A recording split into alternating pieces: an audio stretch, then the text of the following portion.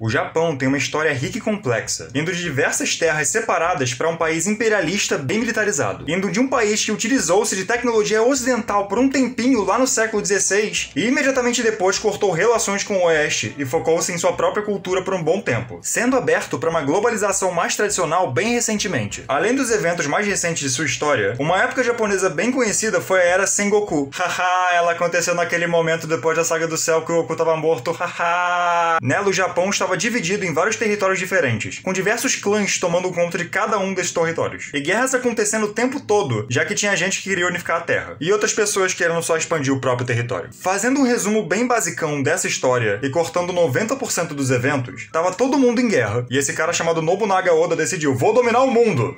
Ou só o Japão! Também serve. O período Sengoku também é a era feudal japonesa, o que significa que todo mundo era um samurai e sabia lutar muito bem com espadas. Aí Nobunaga comprou uma caralhada de armas de fogo e dominou o mundo. Mas antes de ele realmente vencer, ele foi assassinado por esse cara aqui chamado Mitsuhide Akeishi. E aí um vassalo do Nobunaga chamado Hideyoshi dominou o mundo e aí morreu. E aí dois vassalos desse vassalo brigaram para ver quem ia dominar o mundo. E quem venceu foi Ieyasu Tokugawa, que unificou o Japão, tirou o poder do imperador, mais ou menos, é complicado, e virou o shogun. Ah, e depois o neto dele fechou as fronteiras do Japão e ninguém mais pôde entrar ou sair do país por 200 anos. E isso tudo foi um dos eventos mais importantes da história japonesa. E dar uma lida nisso é muito bom para entender como aquele país funciona. Como eu disse, isso é só o básico do básico, porque tinha muita gente envolvida nessa história. E muitos outros embates comparativamente menores, mas que influenciaram as coisas naquele período. A desenvolvedora Koei, lá nos anos 90 e 2000, começou uma franquia de jogos chamada Dynasty Warriors, que apresentam a Guerra dos Três Reinos na China, que foi um período onde a China estava dividida entre três facções e elas entraram em guerra para unificar o território. Quem vence é um quarto falando nisso. Importante apontar que essa história aconteceu e não aconteceu. Dynasty Warriors se inspirou em Romance dos Três Reinos, que é um livro que narra os eventos da época, mas de forma mais romantizada. Então, basicamente, é uma adaptação de uma obra fictícia baseada em eventos históricos. E isso é relevante de apontar por causa do gameplay. É um Musou, ou seja, um hack and slash onde você luta contra aproximadamente 380.490 inimigos ao mesmo tempo. Basicamente, tu é um exército de um homem só, o que eleva os personagens do jogo para status de lendas, o que funciona dentro da ideia de ser uma versão romantizada de coisas que meio que aconteceram. Então, sendo eventos históricos exageradamente exagerados, esse gameplay funciona. Agora, por que do nada eu parei de falar de Japão e comecei a falar de Dynasty Warriors e China? Bom, a Koei um tempo depois lançou Samurai Warriors, que é exatamente a mesma ideia, mas no Japão durante o período Sengoku. É a mesma coisa e com isso o mesmo gameplay. Portanto, Nobunaga não venceu porque armas de fogo e estratégia. Ele venceu porque certa vez ele matou 3.000 soldados sozinho, eu acho. Assim como todo mundo levemente irrelevante durante o período Sengoku. Além disso, temos um ninja que estica braços e surfa em pessoas. Mas o que deixa Samurai Warriors particularmente interessante é que é provavelmente uma das melhores e mais historicamente fiéis adaptações romantizadas do período Sengoku. Pelo menos se olharmos para os eventos principais. Não saberia dizer se cada batalha individual é fiel, até porque nós não temos 100% de informação de tudo que aconteceu lá. Além de que alguns eventos são contados de maneiras diferentes ao mesmo tempo, então não use essa franquia como um substituto para saber o que aconteceu. Mas ainda assim, os personagens têm biografias extensas que contam certinho suas vidas e o início de cada missão da história explica a batalha prestes a acontecer e por que ela aconteceu. Tem um aspecto fictício dentro da narrativa para que os personagens tenham arcos e resoluções satisfatórios, mas tudo combina no final. É tipo pegar personagens históricos e adaptá-los de forma que sejam bons personagens por si próprios, e contar a história daquele período com algumas liberdades, mas em geral, historicamente correto, dentro da ideia de quem lutou contra quem morreu quando e tudo mais. E aí, quando você sai dessas bios, intros de capítulos e cutscenes, você tem tipo... basicamente, os fatos estão corretos, mas as pessoas são personagens interpretados da maneira que os roteiristas querem, não como um lord de 1500 agiria, o que perdoa esse exagero. Assim como Dynasty Warriors, os personagens de Samurai Warriors são tratados como lendas e como personagens fictícios.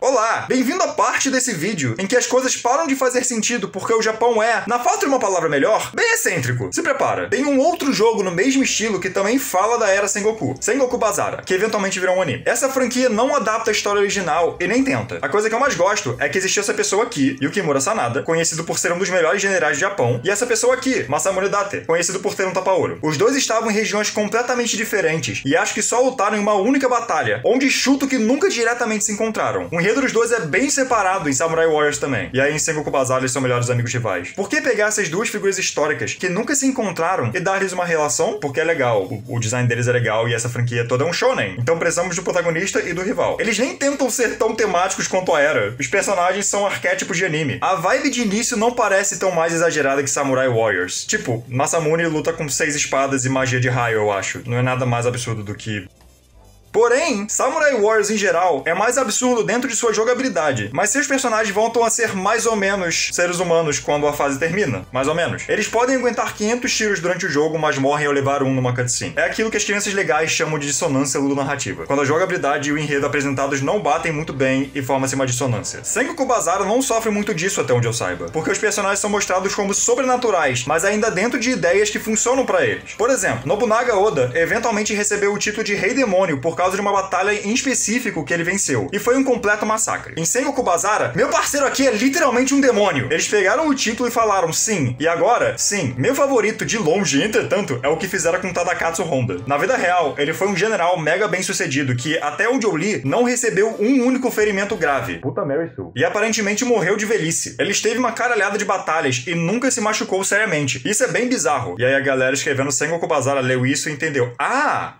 Gundam. E aí ele é assim em Sengoku Basara. Ele é um mecha.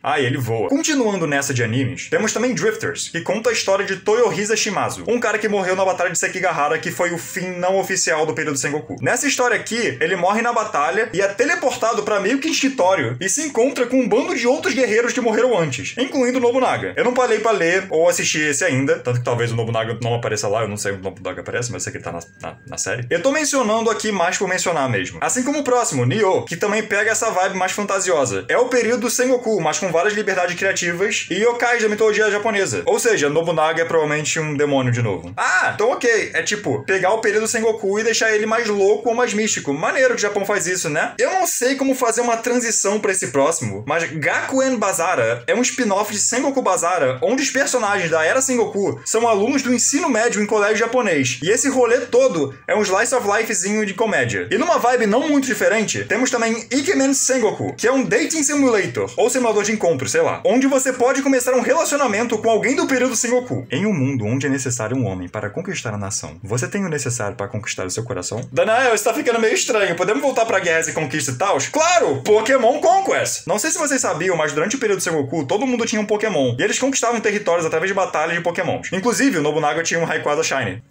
Boa escolha. Mas por que usar animais inocentes pra guerra se você pode ser um animal não tão inocente?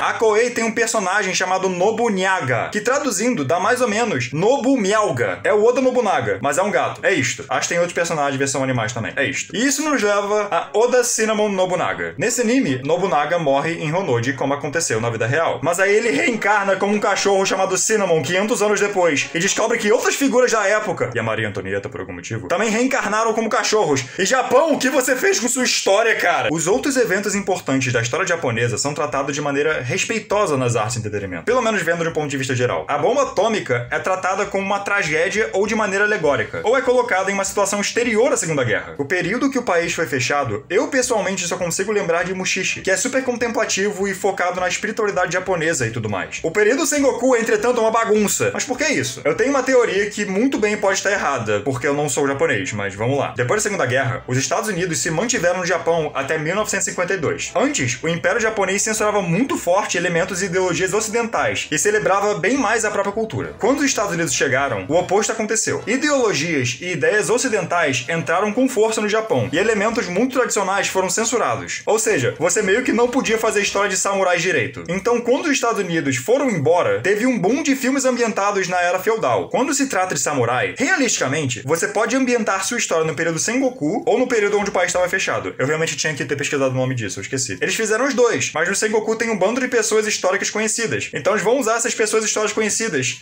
desde os anos 50. Rei Arthur e Mago Merlin são pessoas históricas que não sabemos se existiram ou não. Devido a isso, nós temos diversas versões deles, porque são personagens populares e já vimos diversas vezes. Então por que não interpretá-los de forma diferente? Japão faz a mesma coisa, mas com pessoas que realmente existiram. Essa galera apareceu em tantas coisas que eventualmente eles foram adaptados de maneira um pouco mais louca. Isso abriu as portas para Oda Nobunaga. É importante separar as figuras históricas dos personagens fictícios, porque esses outros é como se fossem lendas e entidades bem diferentes de suas inspirações históricas. Por um lado, eu queria uma adaptação mais historicamente correta do período Sengoku, já que a melhor coisa que temos é Samurai fucking Warriors. Mas por outro lado, isso é tão bizarro que eu não consigo não amar. O Ocidente não costuma adaptar figuras históricas de forma tão louca assim, tirando, tipo, Abraham Lincoln, caçador de vampiros? Vocês gostariam de ver figuras históricas de outros países sendo tratados da mesma maneira que os senhores da guerra do período Sengoku? Você acha que o Japão trata a história desse período de forma idiota demais? Deixa suas opiniões nos comentários pra gente poder ter um papo sobre tudo isso. Deixa um like se tu gostou do vídeo e se inscreve no canal. Ativa o sininho também e me segue no Twitter. É isso, muito obrigado por terem assistido e até!